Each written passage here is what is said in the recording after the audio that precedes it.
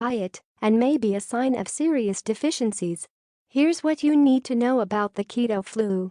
The ketogenic diet involves changing your metabolism from favoring glucose from carbs to fat and ketones for energy. And with this big metabolic change comes some potential side effects. Things like headaches, fatigue, and nausea can pop up in the first week or so of the keto diet, a phenomenon referred to as the keto flu. The good news is, it's temporary. Keto flu is most prevalent when you're transitioning into a ketogenic state. Once you're fat adapted, the symptoms disappear. Still, it's good to know what you're up against, plus how a few simple tips and tricks may help prevent keto flu symptoms. What is the keto flu? The keto flu is a temporary collection of flu-like symptoms you might experience when trying to enter ketosis for the first time. It goes away once you become fat adapted, within the first week or so of eating a ketogenic diet. It happens because your metabolism needs time to adjust to running on fat instead of carbs. Your body burns carbohydrates, glucose for energy by default. When you drastically reduce your carb intake, like on a low-carb ketogenic diet, your body depletes your glucose stores and starts burning fatty acids for energy. This metabolic switch can be tough on your body, hence the flu-like symptoms. Keto flu symptoms. It's not uncommon for keto beginners to experience the keto flu when they first reduce their carb intake. Common symptoms include stomach pain, brain fog, dizziness or confusion, nausea, irritability, diarrhea or constipation, muscle cramps, muscle soreness, lack of concentration or focus, trouble falling or staying asleep, sugar cravings, heart palpitations, low energy levels. Symptoms usually occur within the first day or two of starting your new diet, and the severity and length of symptoms vary from person to person. Some people don't experience it at all, while others could experience it during the first week or longer. Either way, the symptoms shouldn't last more than a couple weeks and should go away once your body is adapted to burning fat for fuel. What causes the keto flu? There are 4 potential causes of keto flu. Read on for a bit of science behind each theory. Number 1. Keto adaptation.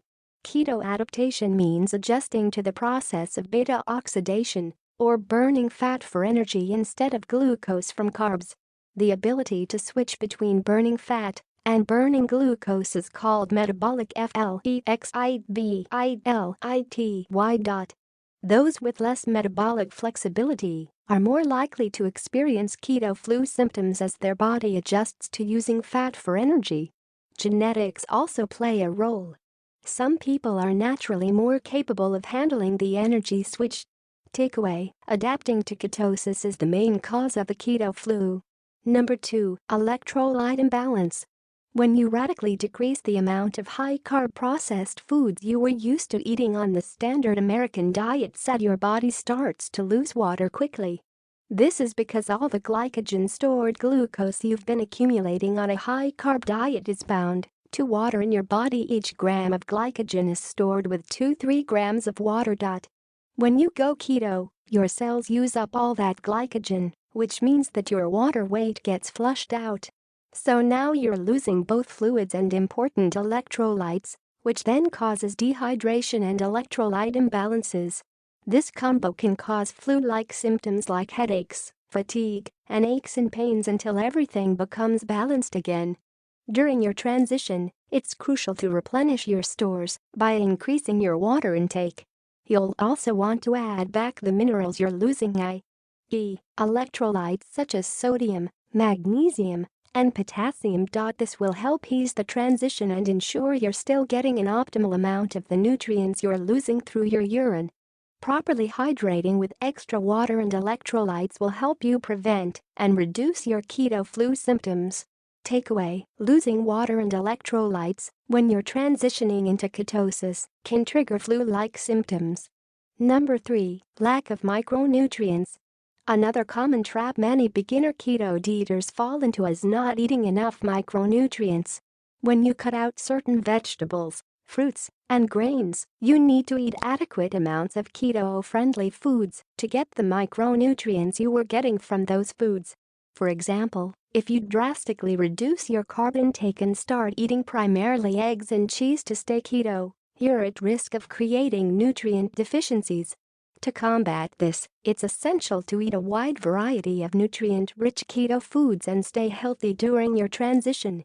A diet high in these foods will cover your bases: fatty cuts of grass-fed meat, coconut and cacao butter, as well as coconut, olive, and avocado oil. Nuts and seeds including nut and seed butter. Poultry, fish, shellfish. Veggies like alfalfa sprouts, broccoli, cucumber, cabbage, olives, spinach, Swiss chard, eggplant, asparagus, cauliflower, Brussels sprouts, spaghetti squash, etc. Full-fat organic dairy.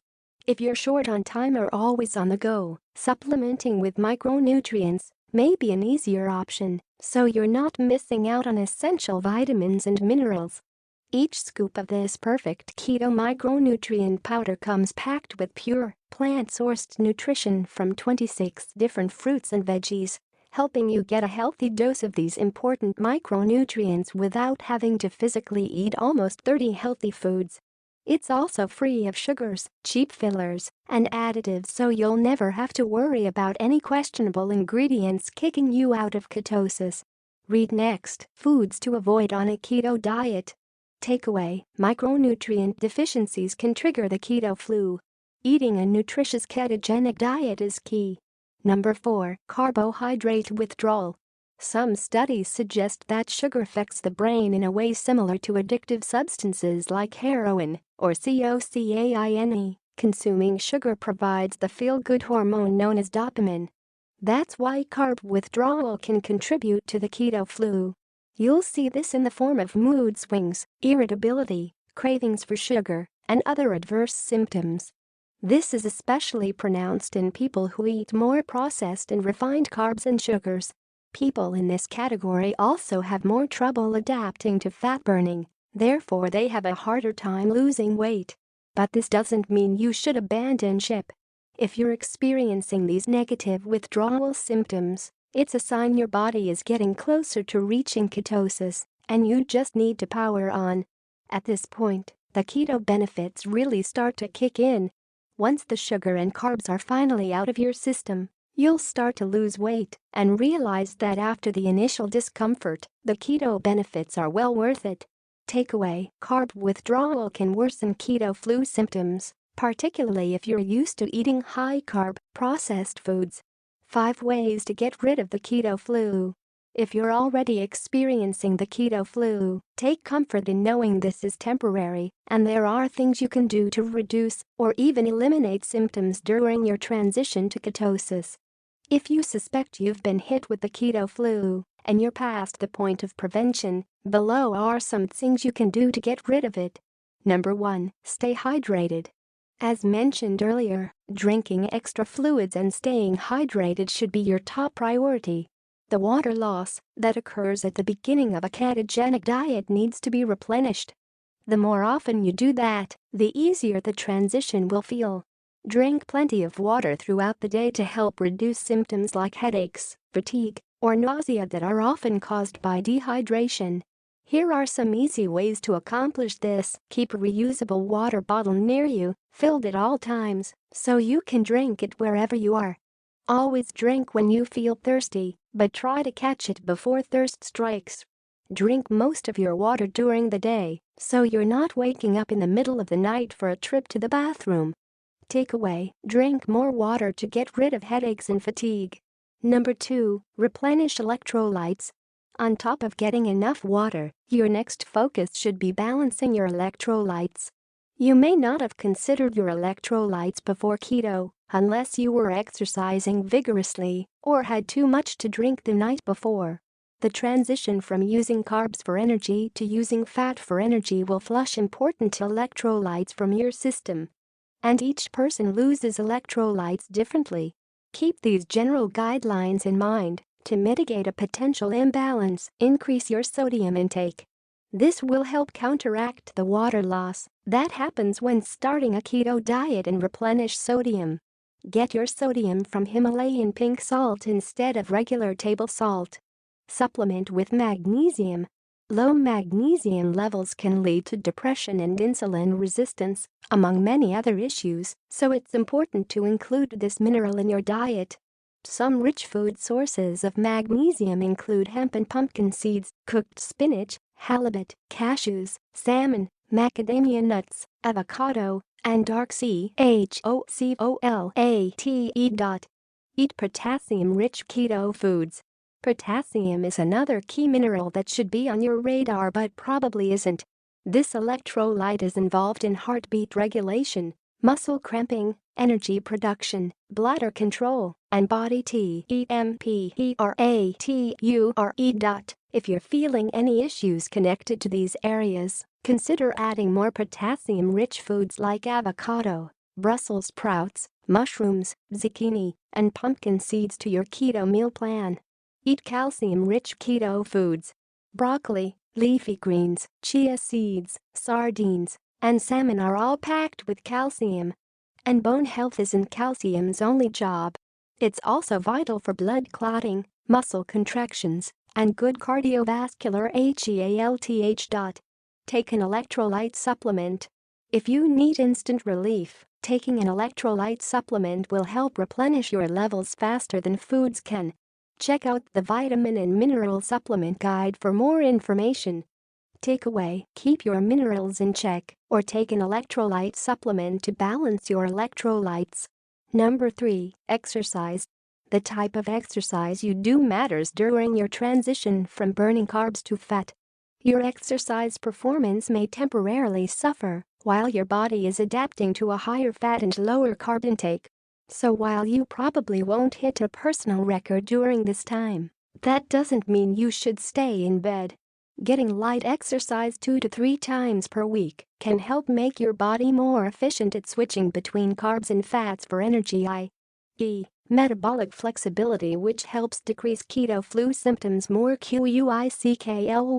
Low-intensity aerobic exercises, such as walking, swimming, or practicing yoga, are smart during this time since your body already uses fat as its primary energy source when performing this type of exercise. Once your body gets through the transition, you should be able to resume your normal exercise routine. Learn more tips on exercising while on keto. Takeaway: exercising can boost metabolic flexibility and get you over keto flu quicker. Number 4. Increase fats. Since your body is no longer getting its energy from carbohydrates and sugars, it needs plenty of fat and protein for fuel. This means you'll need to make sure the calories you used to get from carbs are partially replaced by eating plenty of keto-friendly fats. Some of those include grass-fed butter or ghee, heavy cream, coconut oil, MCT oil, eggs, palm oil, cacao butter, extra virgin olive oil, avocados and avocado oil, goose fat, lard and bacon fat, pecans, macadamias, and walnuts, flaxseed, sesame, and chia seeds. Fatty fish.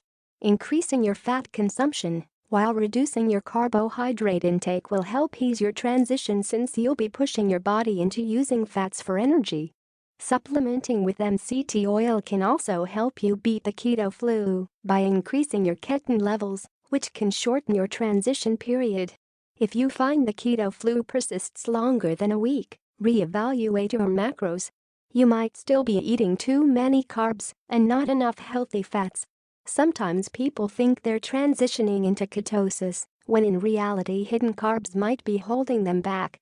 Takeaway: make sure you're reducing carbs and eating more keto-friendly foods to transition to ketosis. Number 5. Take exogenous ketones. Remember, one of the reasons you may have the keto flu is because your body is trying to create and use ketones for energy. One way to help mitigate keto symptoms is to add exogenous ketones, or ketone salts, to your morning routine. These energy molecules are the same ketone bodies your body naturally produces, in supplement form. Supplementing will flood your system with ketones, so you get some of the benefits of being in ketosis before you've even burned through your glycogen stores. You can use exogenous ketones during your initial transition or anytime you want a quick boost of energy and mental clarity. Takeaway: supplement with exogenous ketones to help get keto adapted more quickly. How to prevent the keto flu. If you're just starting the keto diet and want to prevent the keto flu altogether, it can be easily avoided by following the steps below. Number 1. Follow a nutritious ketogenic diet. One of the main reasons beginner keto dieters start to feel unwell on keto is the lack of proper micronutrients. The ketogenic diet is not just about macronutrients. You could technically hit your macros by eating nothing but cottage cheese, but that would lead to nutrient deficiencies and, eventually, the keto flu. The key to transitioning to keto with few to no side effects is starting with a healthy ketogenic diet that covers all your nutritional needs. Here's a list of all the healthy foods you can eat on a ketogenic diet. To make your life easier, follow this 7-day meal plan to get used to eating keto. It's also important you avoid unhealthy foods that raise your blood sugar, insulin levels, and kick you out of ketosis. Takeaway: the key to winning at keto is following a healthy ketogenic diet that covers all your nutritional needs. Number 2. Get plenty of sleep. Getting at least 7 hours of sleep a night is important for anyone, and even more so for keto dieters.